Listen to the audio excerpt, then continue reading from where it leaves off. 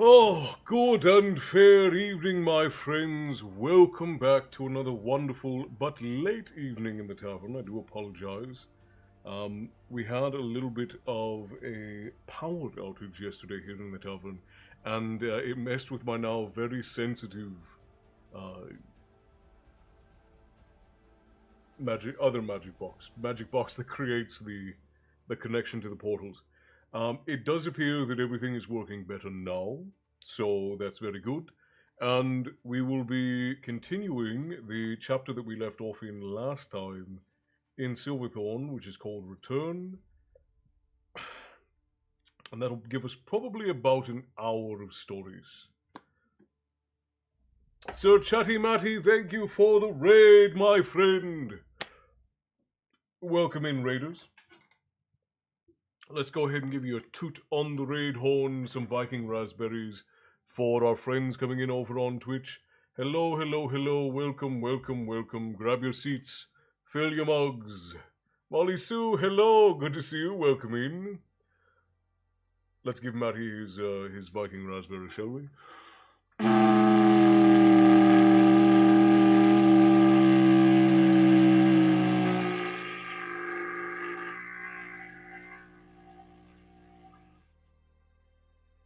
Welcome and hello, my friends. It's good to see you all. I hope you had a wonderful stream. Matty, you've been playing Star Wars The Old Republic, haven't you? I must admit, it's a game I've never partaken in, but I do know that it is absolutely one of the more legendary of the Star Wars games. I got left behind, the app didn't bring me. Pfft. What a blackguard it is. How dare it? Just up and leave you behind. Uncouth, Milu. Anyways, it is good to see you tonight, my friends. The bear is in. Hello. Molly Sue, Chatty Matty, Milu. We've got Teresa. It is good to see you all, friends and companions. Welcome, welcome, welcome. Local Fur, hello.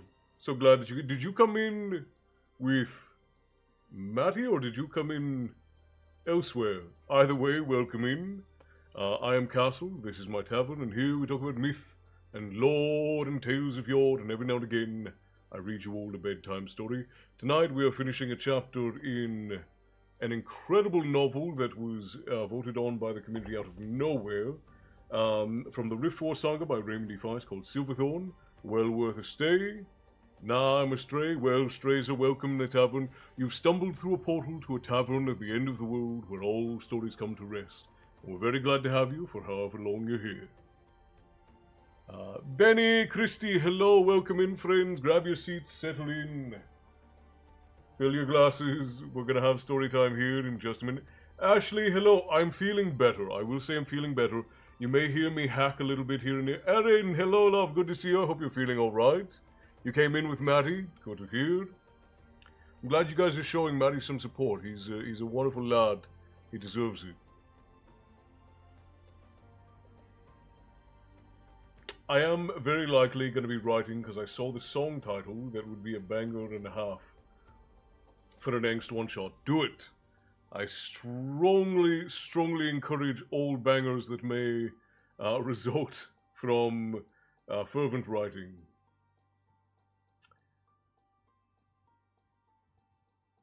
But yeah, I am feeling better. The lady is feeling better.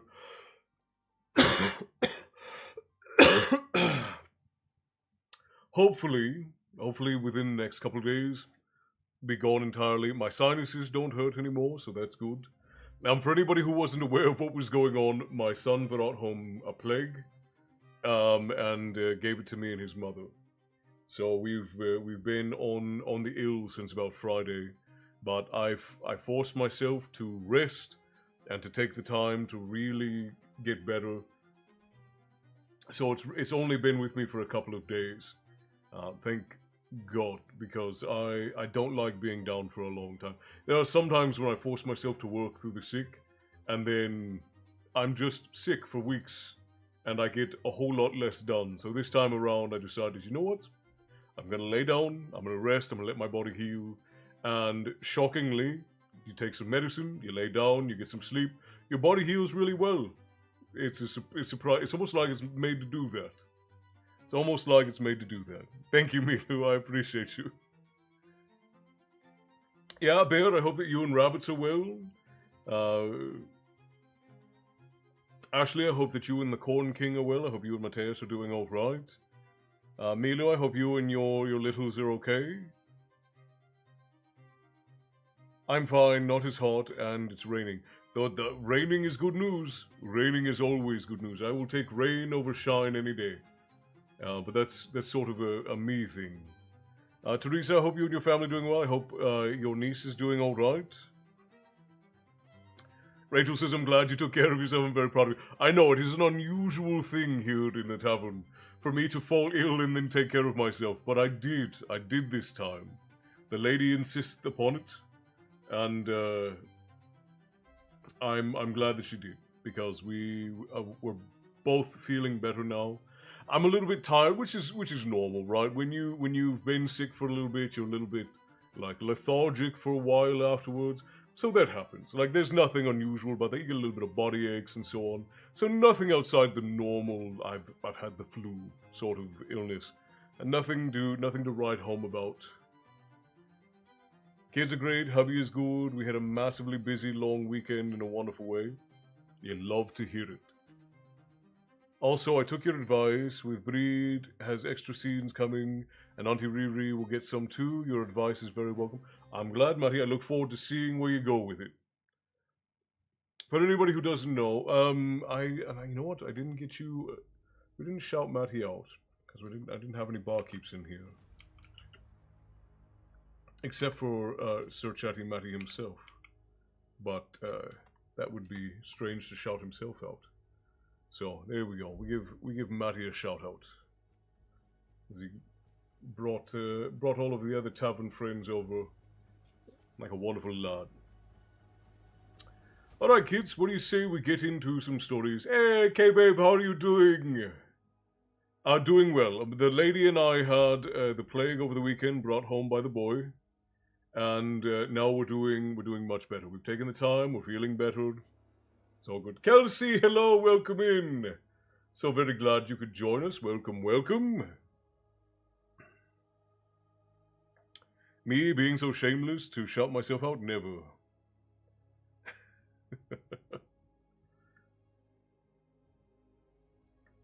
Did I tell you? I do remember you said you had an interview, Kelsey. I don't remember if you came in and told us you got it or not. But 2 jobs is amazing. As long as you're taking care of yourself and making sure that you are being cared for in yourself. You don't want to overwork.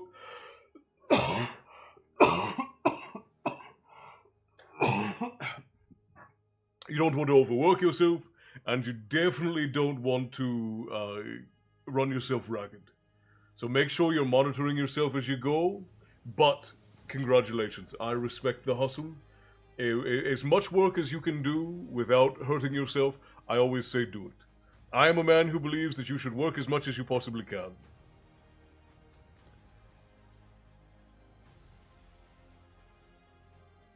Bear, I didn't realize that you were over on Twitch yet. I thought that you were only on Facebook. I apologize. There was another barkeep. I apologize. I thought Bear, you were only over on Facebook. That's my fault.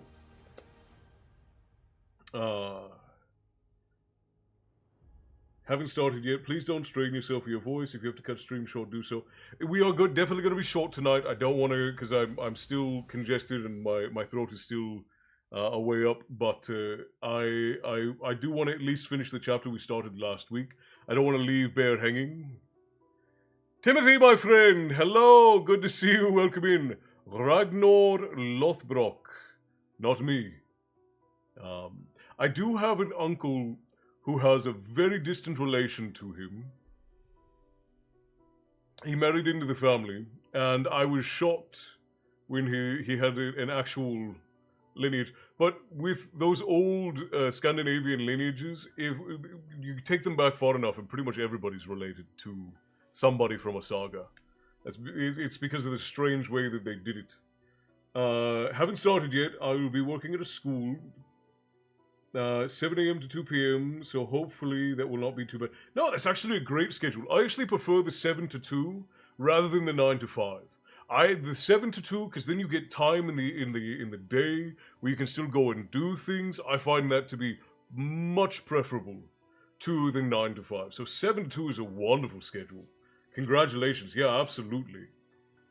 That is a wonderful schedule to have. My last job, 7:30 to 6 p.m. Oh, there's no day left. You don't even get to see sunlight. That's dreadful. Yeah, 7 to 2 is much preferable. Still trying to stay true to the real history of the Vikings.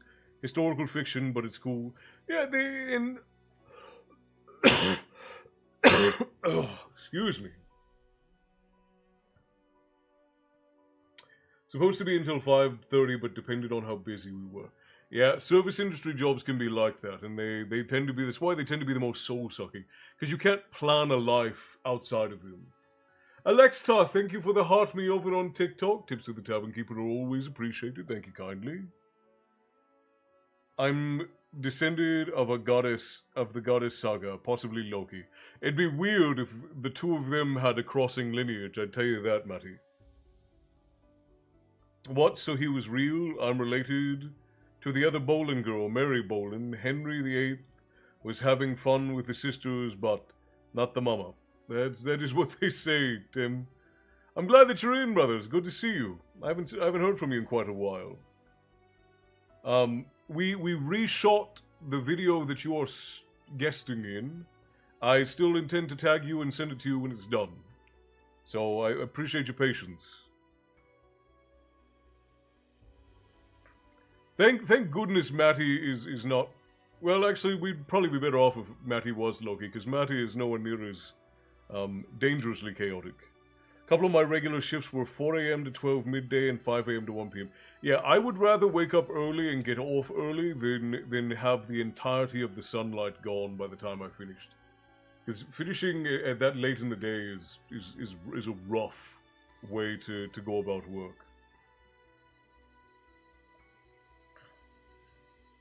One day at 4:30 to 8:30. See, I've worked jobs where I had unusual schedules like that, and it was dreadful. You do it if you have to, and you do it if you want to. But I prefer something that is... I say I prefer something that is consistent. The lady and I do not work a consistent schedule. We're constantly working. Sometimes we're working until 3, 4, 5 o'clock in the morning. Ah, falls like a defeated 5-year-old.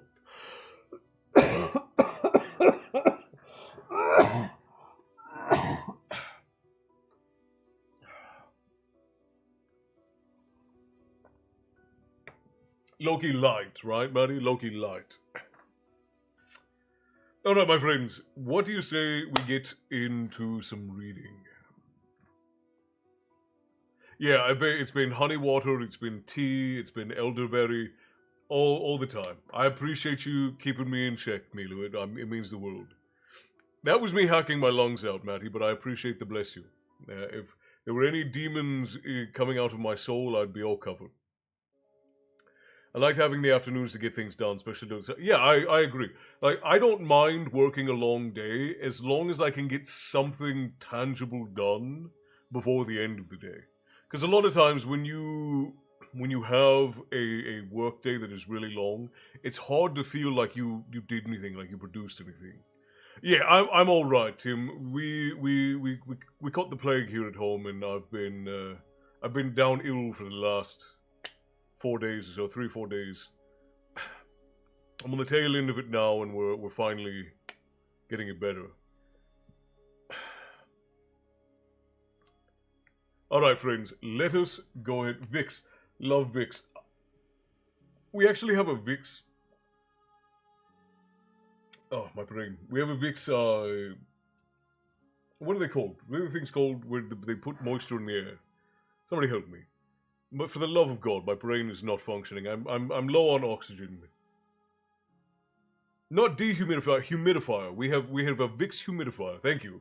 Vaporizer, humidifier. Yeah, It takes a Vicks essence with water and puts it into the air so that you're breathing in some good stuff. I guess I don't know how it works. I'm not a scientist and I'm not a hippie, so I don't understand how these things function. All right, let's go ahead and we'll get into story. So you guys may remember when we last left off in Silverthorn, we were in the chapter Return. We were about halfway through. We were with Pug. Now, for anyone who is new, all you need to know about Pug is that he was he was one of the protagonists of the first two books of the series. He is a very powerful magician, and now he is starting a school for other magicians and sorcerers in the world that he lives in. And a plan had just been completed for him to return to an alien world that he was kidnapped from in order to find out information about a very powerful magical threat that is now threatening them on this land, on this world. So, we got some wild things coming up. I love the show Vikings better than Game of Thrones. It's kind of funny. Some of the characters sound cute. Ragnar, Bjorn, Ivar. Scandinavian names are adorable. Like, you can't have a Scandinavian name. Back in the day, they probably struck fear into your hearts. But you have Gurtur, Bjorn, Ivar, Ragnar. Like, they sound adorable. It's hard not to sound adorable as any kind of Scandinavian or Icelander. I mean, even the primary doctor of lore from the Norse cultures is the Icelandic chieftain and law speaker Snorri Sturluson. And their voices, yeah, they do. The Scandinavian accent is also very cute. It's very bouncy. It's like, hello, how are you? So it's adorable. I'm not cute, I'm terrifying. Humidifiers are amazing. I use one and add eucalyptus and tea tree. Yeah, that's what the lady's been doing. She's been giving me tea tree oil and eucalyptus and all of the things, and it's been quite helpful. Susan, thank you for the heart meat. Tips to the tavern keeper are always appreciated. So, we left off last time the night before they were leaving to the next world. And that is where we are now, and that's where we're going to pick up, friends. So grab your seats, settle in, it is story time. She's good, she's good. She's actually feeling much better. She's still a little bit tired, and we were out in the heat all day today, so she's a little bit worn down. But she's good. Hannah, hello, love, grab your seat, fill your mug. We just started. And I see you, Darth Ed. Settle in, my friend, welcome. Alright. And again, I apologize to everybody that we were late today and that we're going to be running a little bit short. But I appreciate everyone who shows up to enjoy the stories in any case.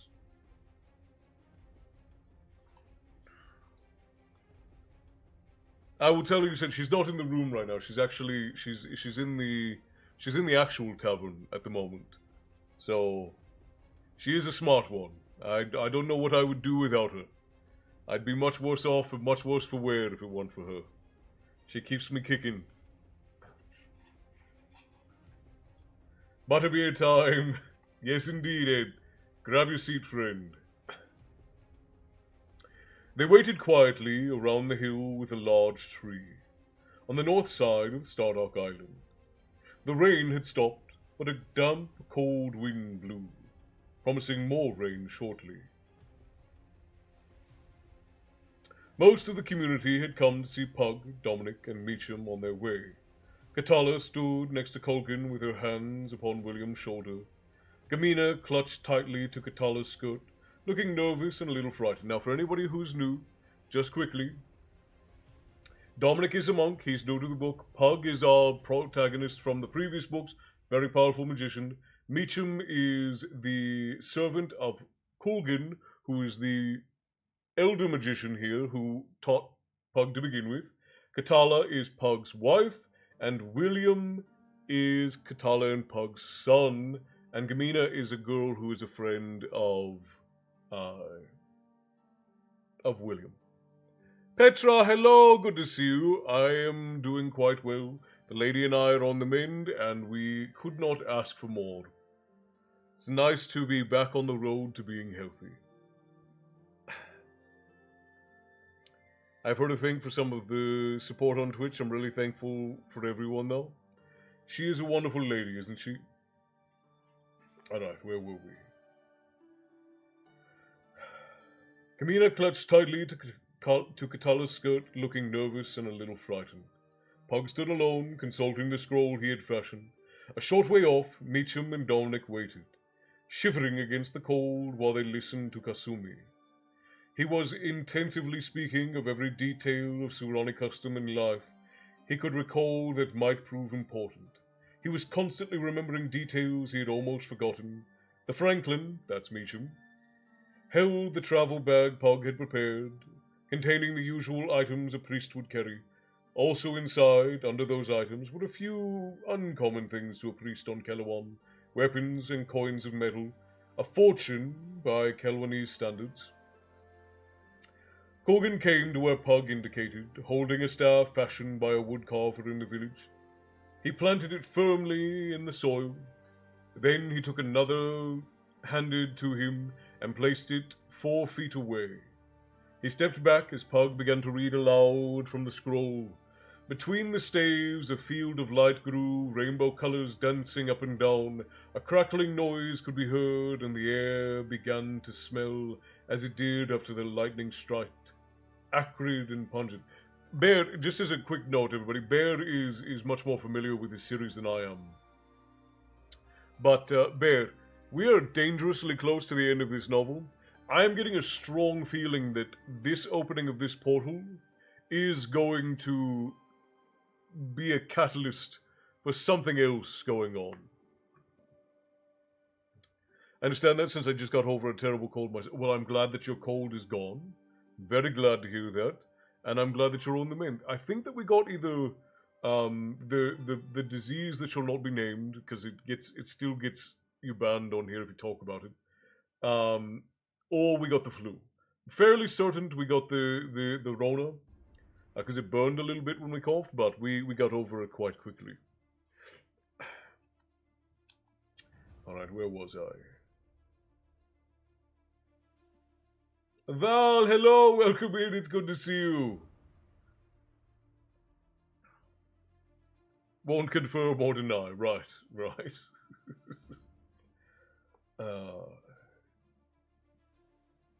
He stepped back as Pug began to read aloud from the scroll. Between the staves, a field of light grew, rainbow colors dancing up and down. A crackling noise could be heard, and the air began to smell as it did after a lightning strike, acrid and pungent. The light began to expand and change in color, moving faster through the spectrum until it gleamed whitely. It grew in intensity until it was too bright to look upon. Still, Pug's voice droned on. Then came a loud explosion of noise, as if a thunderclap had pealed between the staves, and a short gust of wind towards the gap between them, as if a sudden drawing in of air had occurred. Pug put away his scroll, and all looked at what he had fashioned. A shimmering square of grey nothingness stood between the upright staves. Pug motioned to Dominic and said, "I'll go through first. The rift is targeted to a glade behind my old estate, but it might have appeared elsewhere. If the environment proved hostile, he would have to step around the pole, entering it from the same side again, appearing back on Midkemia, as if he had passed through a hoop, if he was able." He turned and smiled at Katala and William. His son jiggled around nervously, but Katala's reassuring pressure on the boy's shoulders quieted him. She only nodded, her face composed. Pug stepped into the rift and vanished. There was an audible intaking of breath at the sight, for only a few there knew what to expect. The following moments dragged on, and many unconsciously held their breath. Suddenly, Pug appeared from the other side of the rift, and an audible sigh of relief came to those who waited. He came back to the others and said, "It opens exactly where I hoped it would. Macros's spellcraft was flawless." He took Katala's hands.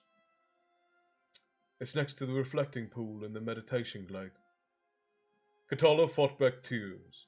She had tended flowers around that pool where a solitary bench looked over calm waters. When she had been mistress of the great estate, she nodded understanding and Pug embraced her, then William. As Pug knelt before William, Gamina suddenly threw her arms around his neck. "Be careful." He hugged her in return. "I will, little one."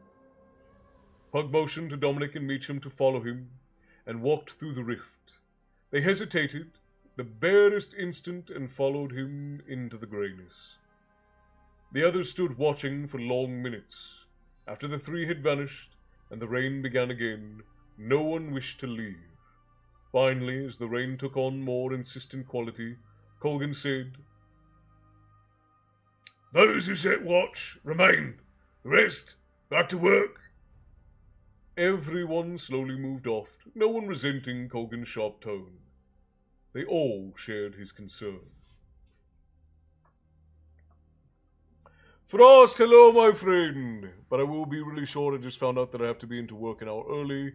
We're only going to be on for a short time tonight, Frost, because I'm still not quite fully well. I'm going to finish up this chapter, and that's all we're doing. I might not even be able to do songs.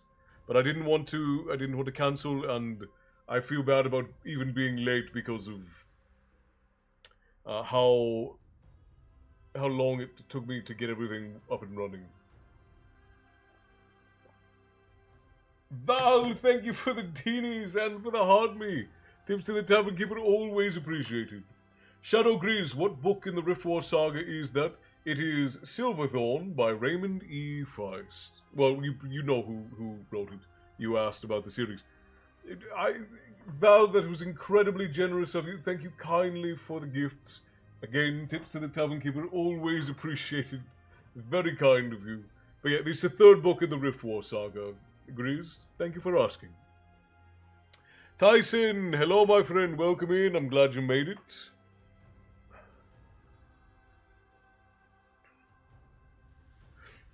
Alright, where was I? You guys are the best part of my therapy, in all honesty. You flatter me deeply, Val, and I'm glad that you find joy and comfort here in the tavern. It means the world to us that we can offer it, and that you take it. Because it is your choice what taverns you decide to reside in, and for those of you who continuously come back to the Black Dragon Tavern, we appreciate you, and we consider you to be light bearers, taking the stories that we keep here and carrying them out into the world, spreading the light of storytelling like true storytellers do. Thank you, Sonomi, I appreciate you. I am almost better. I need maybe a day or two more of rest, and I will be in tip-top shape all over again. Was it uneven, Val? Is that why you needed to do the roses? Any which way, thank you for the flowers. I appreciate you. It's good to see you up and around, Castle, but know that we value your help. I appreciate you, Frost. If I didn't feel up to it, I most certainly wouldn't have gotten on, I promise you. Between you guys and Una, I know for sure that I have to make sure I take care of myself. I was down with the plague all weekend. The lady had it, the boy brought it home, and now we're getting... That's a good question, Neil. I'm almost back to full extension. I still have a little bit of therapy to do. We probably have like a fraction of an inch to go. I still feel some tightness and tension in it, but full strength back. I don't have any weakness in my arm anymore. It's all good to go. So did my family, and we're back to normal now, so I understand. Seems like it was going around. It was everywhere. It seems like everybody goes sick.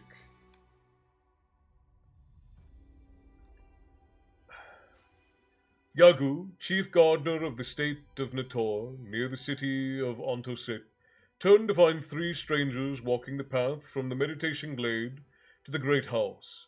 Two were priests of Hantukama, the bringer of blessed health, though both were unusually tall for priests.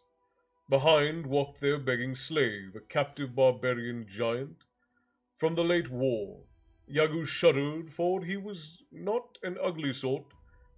For he was an ugly sort with a horrible scar down his left cheek. In a culture of warriors, Yagu was a gentleman, preferring the company of his flowers and plants to that of men who spoke of warfare and honor. Still, he had a duty as master of the house to approach the three strangers. When they saw him coming, they halted, and Yagu bowed first, as he was initiating the conversation, common courtesy, until rank was established. Greetings, honored priest. It is Yagu the gardener who presumes to interrupt your journey. Pug and Dominic bowed, and Meacham waited to the rear, ignored, as was the custom. Pug said, "Greetings, Yagu." For two humbled priests of Hantukama, your presence is no interruption. Are you well? Yagu said, Yes, I am well. finishing off the formal greeting of strangers.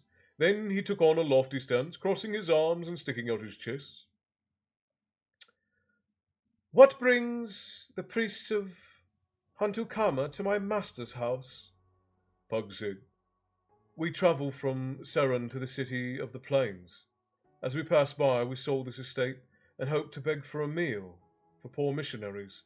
Is this possible? Pug knew that it was not Yagu's prerogative to say, but he let the scrawny gardener play out the role of deciding. The gardener stroked his chin for a moment. It is permitted for you to beg, though I cannot say if you will be turned away or fed. Come, I will show you to the kitchen. As they walked towards the house, Pug said, May I inquire as to who lives at this wondrous abode? Showing pride in the reflected glory of his master, Yagu said quickly, This is the house of Netoa, called He Who Rises Quickly. Pug feigned ignorance, though he was pleased to know his former servant was still in possession of the estate. Perhaps, said Pug, it would not be too offensive for humble priests to pay respects to so august of a personage. Yagu frowned. His master was a busy man, but he also made time for such as these. He would not be pleased to find the gardener had presumed to fend them off, though they were little more than beggars, not being from a powerful sect. As the servant of Chochokan and Joron, I will ask. It may be my master will have a moment for you. If not, then perhaps a meal may be had. The gardener led them to a door Pug knew led into the kitchen area. The afternoon sun beat down upon them as the gardener disappeared inside. The house was a strange design of interconnected buildings Pug had built nearly 2 years before. It had started something of a revolution in the Surani architecture, but Pug doubted that the trend had continued given Surani's sensitivity to political fortune.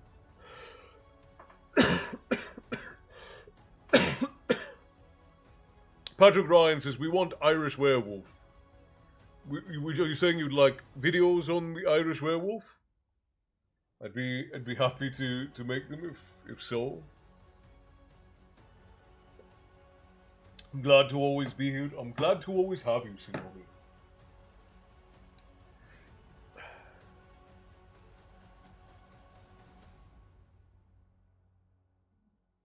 Where is our ghost and hope? That's a very good question. I actually don't see. I haven't seen Esther in the state, but we did start quite late, so she may not have get the notification. That's not terribly unusual. I have a new schedule for work, guys, so I'll see you next story time. I'm passing up. That's all right, Val. We're not going to be on for much longer. Maybe another 20 minutes or so to finish up the chapter. So off to your rest. I hope that you rest well. I hope you rise tomorrow ready to face the day. And I'm glad that you stopped in. And thank you kindly for your generous gifts. They mean the world to us. Love your lives and your content. Justin, you flatter me deeply, my friend. I'm just glad that you stopped in and you gave me the credit of your time. It means the world as a storyteller to have someone who loves what we do. So thank you very much for it. Where was I?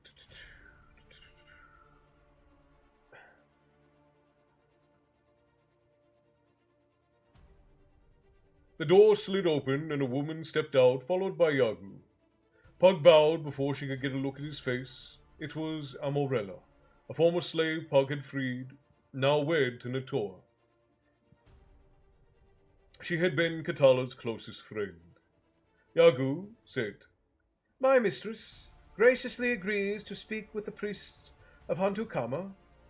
From his bowing position, Pug said, Are you well, mistress?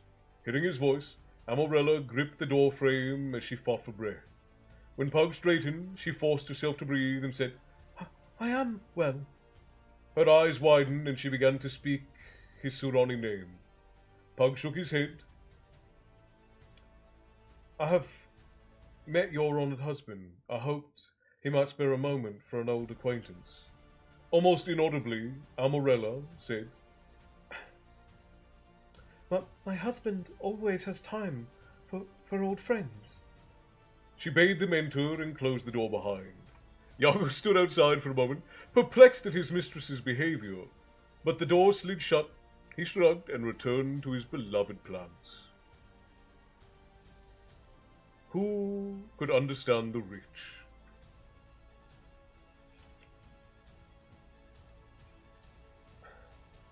Amorella led them quickly and silently through the kitchen. She struggled to maintain her composure, barely concealing her shaking hands as she brushed past 3 startled slaves. They never noticed their mistress's agitated state, for their eyes were riveted on Meacham, the biggest barbarian slave they had ever seen, truly a giant among giants. Reaching Pug's former workroom, she slid aside the door and whispered, I will get my husband. They entered and sat, Meacham awkwardly upon a plump cushion on the floor. Pug looked about the room and saw that little had changed. He felt a strange sense of being in 2 places at the same time, for he could almost imagine opening the door to find Katala and William outside in the garden. But he wore the saffron-colored robe of a priest of Hantukama, not the black of a great one, and a terrible peril was possibly about to descend upon the 2 worlds with which his fate seemed forever intertwined. Since beginning the search for the return to Kelawon, a faint nagging had started at the back of Pug's mind. He sensed that his unconscious mind was operating as it often did, working on a problem while his attentions were elsewhere. Something about all that had occurred on Midkemia had faintly familiar quality to it. He knew the time was coming soon when he would intuit what that quality was. The door slid open and a man entered, Amorella behind as she closed the door. While the man bowed low. You honour your home, Great One. Honours to your house, Natara. Are you well? I am well, Great One. How may I serve? Zit, tell me of the Empire. Without hesitation, Nator sat. Does Ichendar still rule the Holy City? The Light of Heaven still rules the Empire. What of the Warlord? Almeko. He you knew as Warlord acted with honour and took his own life after you shamed him at the Imperial Games. His nephew, Aksantukar, wears the white and gold. He is of the Wakatan family. One who gained by the death of others when the peace was betrayed. All with stronger claims were killed, and many with claims as valid as his to the office of Warlord were dealt with. The war party is still firmly in control of the High Council.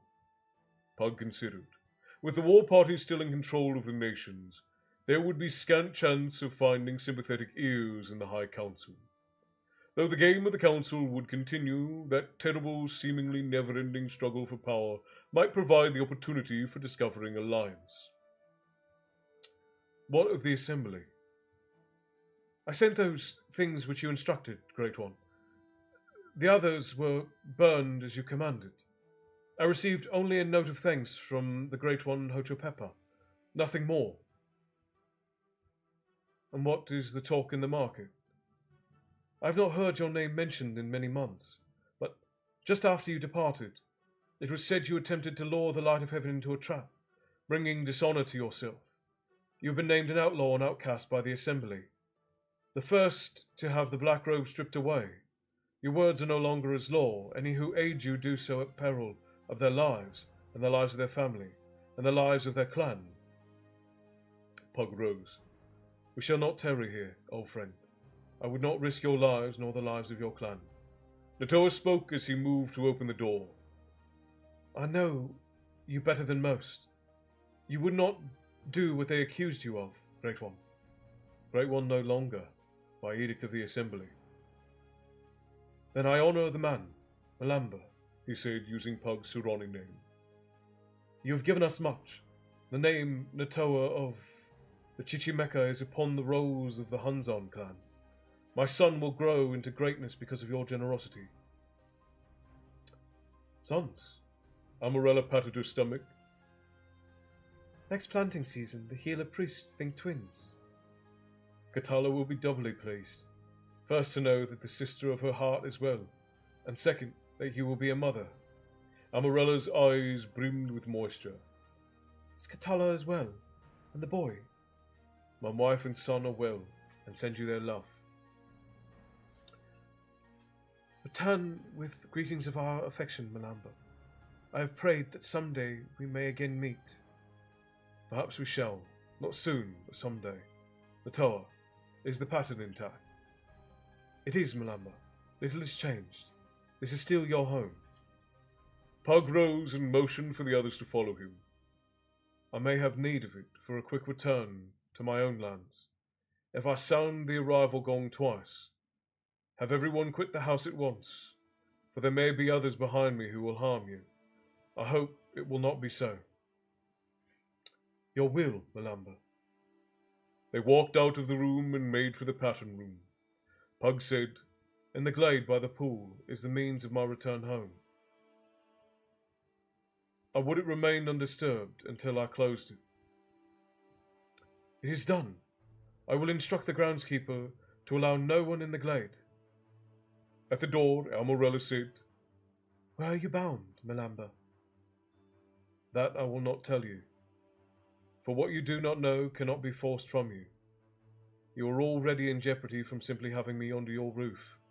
I will add no more. Without further word, he led Dominic and Meacham into the pattern room, closed the door behind, removing a scroll from his belt pouch. Pug placed it on the centre of the large tile pattern, a depiction of 3 dolphins. It was sealed with black wax, embossed with a large chop from the ring of the Great One. I'll send a message to a friend. With this symbol upon it, no one will dare touch it but him to whom it is addressed. He closed his eyes for a moment, then suddenly the scroll wasn't there. Pug motioned Dominic and Meacham to stand next to him on the pattern. Every great one in the Empire has the pattern in his home. Each is unique, and when it is remembered exactly, a magician can transport himself, or send an object to it. In a few cases, a location that is very familiar, such as the kitchen at Crydy where I worked as a boy, might serve as well as a pattern. It is usual to will a gong to sound, announcing our arrival, though I shall avoid that this time, I think. Come. He reached out and gripped each of them. Closed his eyes and incanted. There seemed to be a sudden blur of the room, and the room appeared to change about them. Dominic said, What? Then realized they had transported to another place. He looked down at a different pattern resembling ornamental flowers of red and yellow.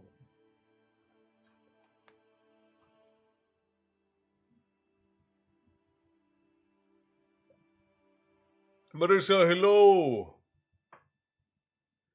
Probably not tonight, Petra, but I will owe it to you for Thursday. Just to be safe until my sinuses and throat are completely clear, I'm not going to do any songs tonight, and I apologize for it. But you have my promise of it for, my promise of it for Thursday.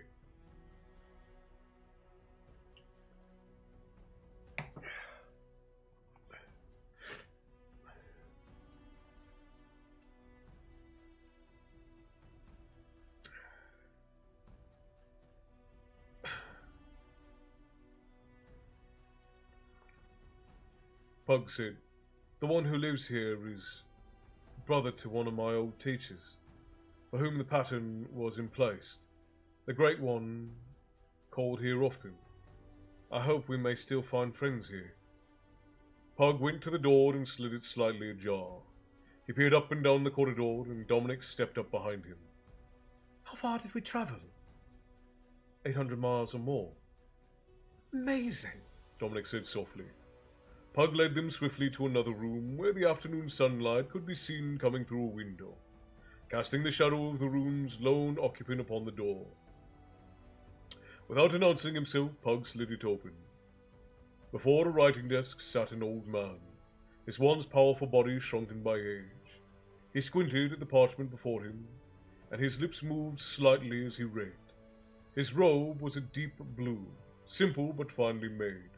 Pug was shocked, for he remembered this man as a tower despite his advancing years. The last year had taken a toll. The man looked up at the intruders, and his eyes grew large as he said, "Malamba!" Pug motioned his companions through the door and slid it behind. "Honors to your house, Lord of the Shinzawi." Komatsu, Lord of the Shinzawi, did not rise in greeting. He stared at the former slave who had risen to the rank of Great One and said, "You are under edict, branded a traitor, and without honor. Your life is forfeit should you be found." His tone was cold and his expression hostile. Pug was taken aback. Of all his allies in the plot to end the Rift War, Komatsu had been among the staunchest. Kasumi, his son, he carried the Emperor's message of peace to King Roderick. "Have I caused you offense, Komatsu?" Pug asked. "I had a son, amongst those lost, when you attempted to entrap the light of heaven with your deceit." "Your son still lives, Komatsu. He honors his father and sends affection." Pug handed Komatsu a message from Kasumi. The old man peered at it for a long time, then reading every character slowly. When he had finished, tears ran unashamedly down his leathery cheeks. "Can all this be true?" he said. "It is true. My king had nothing to do with the deception at the truce table, nor had I a hand in it. That mystery is long in explaining. But first hear your son. He not only is alive, but is now counted highly in my nation. Our king sought no vengeance upon our former enemies. He granted freedom to all who would serve him. Kasumi and the others are free men in his army." "All?" said Komatsu incredulously. 4,000 men of Kalawan are now soldiers in the king's army. They are counted among the most loyal of his subjects, and they bring honor to their families. When King Liam's life was in danger, the task of guaranteeing his safety was given to your son and his men. Pride shone in Komatsu's eyes. The Surani live in the city called Lemut, and fight against the enemies of our nation. Your son is named Earl of that city, as important a rank as lord of a family, closer to clan war chief. He is married to Megan, daughter of a powerful merchant in Rillanon, and someday you will be a grandfather." The old man seemed to gain in strength and said, "Tell me of his life." Pug and Komatsu began to speak of Kasumi, his life for the last year and his rise, his meeting of Megan just before Liam's coronation, and their rapid courtship and marriage. For nearly half an hour they spoke, the urgency of Pug's mission forgotten for the moment. When they were done, Pug said, "And Okonu?" Kasumi asked of his brother. "My younger son is well. He patrols the northern frontier against the Thun raiders." "Then the Shinzawi rise to greatness on two words," said Pug. Alone among the Surani families can the Shanzawi make that claim. Komatsu said, That is a strange thing to contemplate. His voice turned serious. What has caused your return, Malamba? It is not only to ease an old man's loss, I am certain. Pug introduced his companions and then said, A dark power rises against my nation, Komatsu. We have faced only part of its might, and we seek to understand its nature, Komatsu said. What has this to do with your return here? What cause have you to return? In a vision, one of our seers confronted the dark agency and was addressed in the ancient temple language. He spoke of Mermandamus and the dark power behind the Moradale. How can this be? This is what caused me to risk a return. I hope to find an answer at the Library of the Assembly. Komatsu shook his head. You risk much. There is a certain tension within the High Council, beyond what is usual for the great game. I suspect we are on the verge of some major upheaval, as this new warlord seems even more obsessed with controlling the nations than his uncle was. Understanding at once the Surani subtlety, Pug asked, Do you speak of a final schism between the warlord and the emperor? With a heavy sigh, the old man nodded. I fear a civil war. Should Ishenda press forward, with a certainty he showed at the end of the Rift War, Aksan Tukar would be blown away as chaff upon the wind, for the majority of the clans and families still hold the Emperor supreme. A few trust this new warlord, but the Emperor has lost much face. For him to have forced the 5 great clans to the peace table only to be betrayed has robbed him of his moral authority. Aksan Tukar is free to act without opposition. I think his warlord seeks to unite the two offices. The gold trim on white is not enough for this one. I think he seeks to wear the gold of the light of heaven. In the game of the council, anything is possible, quoted Pug. But look you, all were betrayed the peace talks. He spoke of the last message of Macross the Black, reminding Komatsu of the ancient teachings of the enemy's attack upon the nations, and speaking of Macross's fear that the rift would draw that terrible power.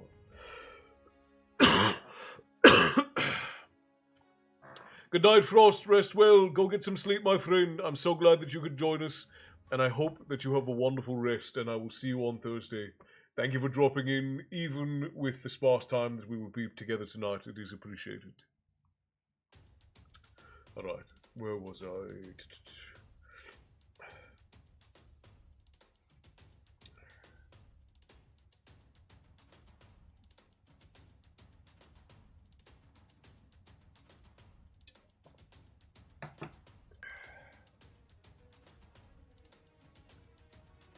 Such duplicity shows that the Emperor was no more a fool than the rest.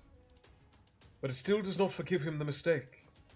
Yet such a tale may win him a little more support in the High Council, if support has any meaning. You think the warlord ready to act? Any time now. He has neutralized the Assembly by having his own pet magicians call its own autonomy into question. Great ones sit in debate over their own fate. Hochopepa and my brother, Fumita, dare not take a hand in the great game at this time. Politically, the Assembly might as well not exist. Then seek allies in the High Council. Tell them this. Somehow our two worlds stand linked again by some dark power of Surani origin. It moves against the kingdom, its power beyond human understanding, perhaps powered to challenge the gods themselves. I cannot tell you how I know, but I feel certain. Should the kingdom fall, then will Midkemia fall. Should Midkemia fall, then surely Kalawan will fall after. Komatsu, Lord of the Shinzawi, former war chief of the Kanzawi clan, showed an expression of concern. Softly he said, Can it be? Pug's expression showed he believed it true. It may be I will be captured or killed. If so, I must have allies on the High Council who will speak of this cause to the light of heaven. If it is not my life I fear for, Komatsu, but the lives of 2 worlds, if I fail, the great ones Hochepeppa and Shimon must return to my world with whatever can be learned of this dark power. Will you help? Komatsu rose. Of course. Even had you not brought word of Kasumi, even had our doubts about you been true, only a madman would be unwilling to put aside former grievances in the light of such a warning.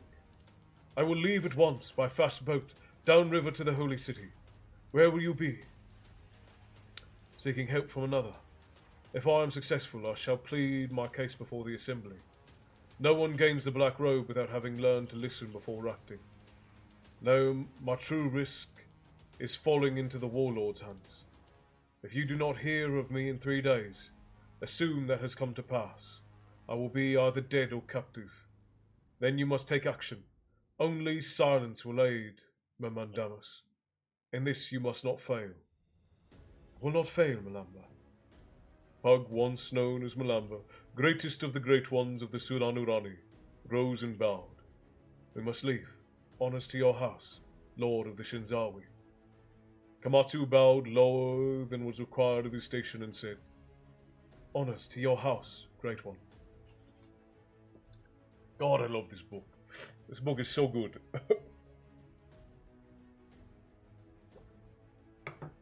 Okay. We're almost done. We've got 1 more page. And then, oh no. Oh, I lied. I lied bigly. Hang on. We have 3 more pages. 3 more pages and then I will send you all off into the night. Hawkers shouted to passing buyers as the sun beat down. The market square in Ontoset was athrong with business. Pug and his companions had taken a place in a section of the plaza set aside for licensed beggars and priests. For 3 mornings they rose from under the protective wall of the square and spent the day preaching to those willing to stop to listen. Meacham would pass among the small crowds holding the beggar's bowl. There was only one temple of Hantukama east of the holy city of Kentosani, in the city of Yankora, far from Ontoset. So there was little risk of them being discovered by another wandering priest in the short time they would be staying in the city. The order was widely and thinly spread, and many who served had not seen another priest in the order for years. Pug finished his sermon for the morning and returned to Dominic's side as the monk instructed an injured girl's mother to prepare care for the child. Her broken leg would be fully mended within days. The woman's grateful thanks were all she could give, but Dominic's smile indicated she was sufficient. Meacham joined them, showing several tiny gemstones and slivers of metal that served as currency in the Empire. A man could make a decent living this way, Pug said. You scared them into giving. A commotion in the crowd made them all look as a company of horsemen rode past. They wore the green armour of the house known to Pug by reputation, Hoksaka. They were members of the war party. Meacham said, They've taken to riding, for certain. Like the Suroni and Lamuk, Pug whispered back. It seems once the Suroni get over being terrified of horses, they became mad for them. I know Kasumi did. Once upon a horse, it was nearly impossible to get him off. It appeared the horse had become accepted in the Empire, and cavalry firmly established in the arsenal of Suronic weapons. When the horses had passed, another noise made them turn. Standing before them was a heavy-set man in black robes, his bald head gleaming in the noonday. On every side citizens bowing and moving away, not wishing to crowd the august presence of a great one of the Empire. Pug and his companions bowed. The magician said, You 3 will come with me. Pug made a show of stammering. Your will, great one. They hurried to follow after. The black-robed magician walked directly to the nearest building of Leatherworkers' establishment. The magician entered and said to the proprietor, I have need of this building. You may return within an hour. Without hesitation, the owner said, Your will, Great One, and called for his apprentices to join him outside. In a minute, the building was empty except for Pug and his friends. Pug and Hocho Pepper embraced. Then the stout magician said, Malamba, you are mad to return. When I received your message, I could scarcely believe my senses. Why did you... Sky forever, hello and welcome in. I'm so glad that you have dropped in. You caught me when I'm a bit on the ick, but I'm glad that you're here. But I'm so glad that you and Spearsy recommended these books. I'm sad Spearsy's no longer here in this to enjoy them with us, but I'm glad that he did. Where was I? I could scarcely believe my senses. Why did you risk sending it through the pattern? And why this meeting in the heart of the city? Pug said, Meacham, watch the window. To Hocho Pepper, he said, what better place to hide than in plain sight? You receive messages by pattern often, and who would think of questioning you about speaking to common priests? He turned and said, These are my companions, and made the introductions. Hocho Pepper swept clear a bench and sat. I have 1,000 questions. How did you manage to return? The magicians who serve the warlord have been trying to relocate your homeworld for the light of heaven. May the gods protect him, is determined to avenge the betrayal of peace at the conference. And how did you manage to destroy the first rift, and live? He saw Pug's amusement at his flood of questions and ended. But most important, why have you returned? Pug said, There's a loose upon my homework, some dark power of Surani origin. An evil thing of dark magic. I seek knowledge, for it is of Kellerwan. Hocho Pepper looked questioningly at him. Many strange things occur on my world, and it is the most elegant answer, Hocho. I hope to discover some clue of the nature of this dark power, and it is a fearful agency. He went into detail about what had occurred since the first, from explaining the reason for the betrayal to the attempts on Prince Arutha, to his own interpretation of Rogan's seed. Hocho Pepper said, This is strange, for we know of no such power upon Kellerwan, at least none that I have heard about. Upon one advantage of our organization is that 2,000 years of cooperative effort by the Black Robes has rid the world of a great many such menaces.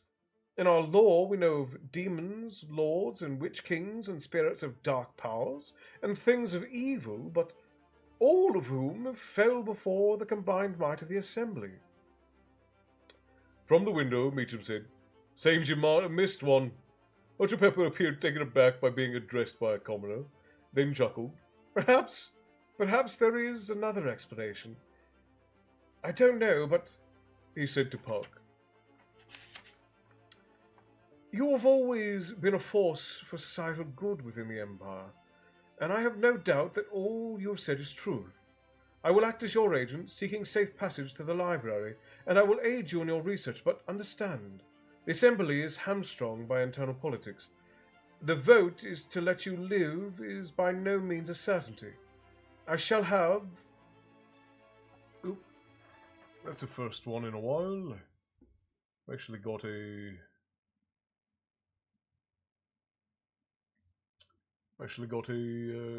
test over on TikTok. I've gotten one of those in ages. TikTok trying to kick us off. Joshua, hello, my friend. Crystal, hello. I'm glad that you could make it in. Welcome, welcome. Grab your seats. We're actually just about to finish up. It's a short one today because I'm still not feeling well. But grab your seats. I'm very glad to have you. A Darkness in Sethanon is the next book. I've got the lady looking for a decent copy. We don't want to end up with a small paperback again. We want to make sure we have hard copies so they last us. Where was I?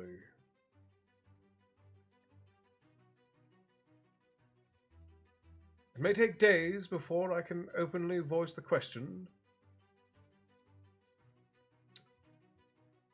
And I think I can succeed at this. But I think I can succeed at this. You raise too many questions to ignore.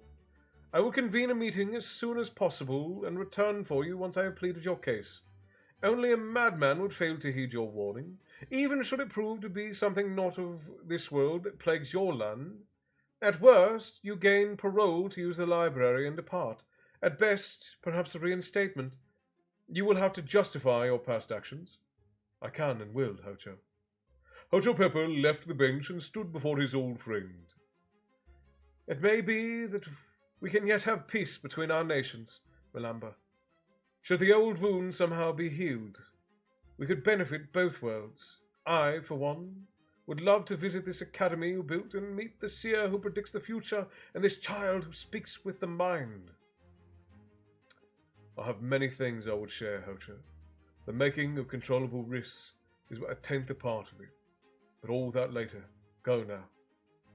Pug began to guide Hocho Pepper to the door, but something in Meacham's pose caught his eyes. It was too stiff and awkward. Dominic had been closely following the magician's conversation and had not seemed to notice the change in the Franklin.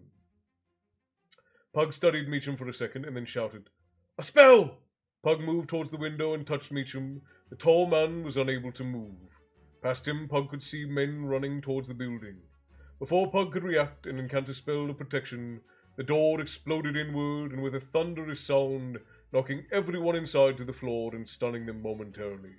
Senses reeling, Pug tried to regain his feet, but his ears rang from the sound and his vision blurred. As he staggered upright, an object hurled through the door was a ball-like object the size of a man's fist.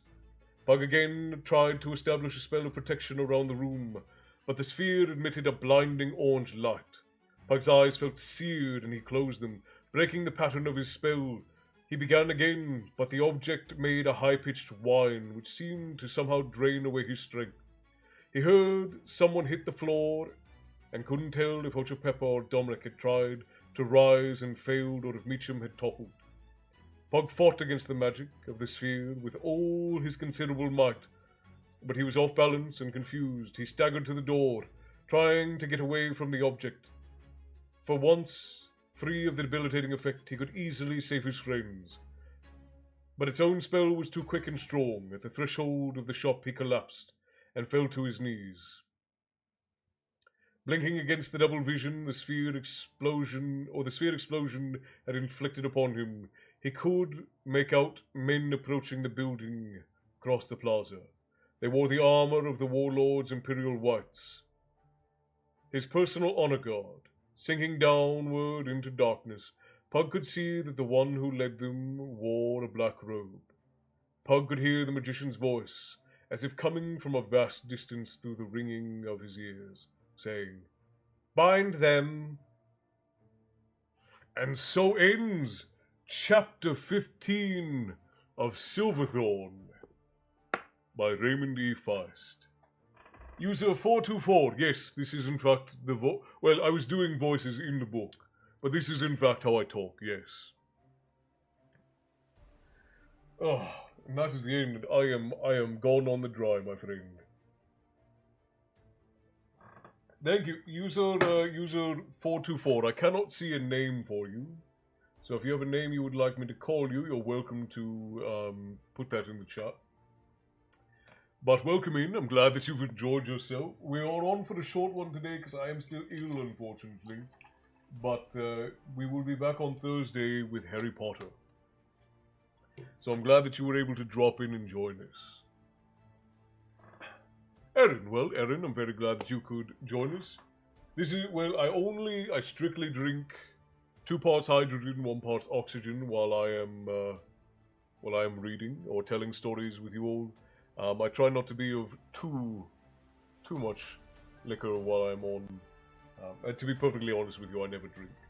I provide the drinks, but I never tap into my own stock.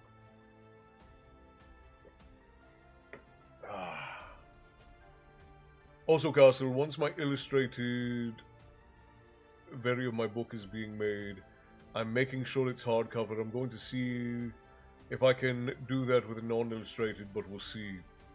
I'm just working to fix the issues right now, and that is the best thing to do. More power to you, my guy. Cheers, my friend. And I'm glad you dropped in. I'm glad you enjoyed.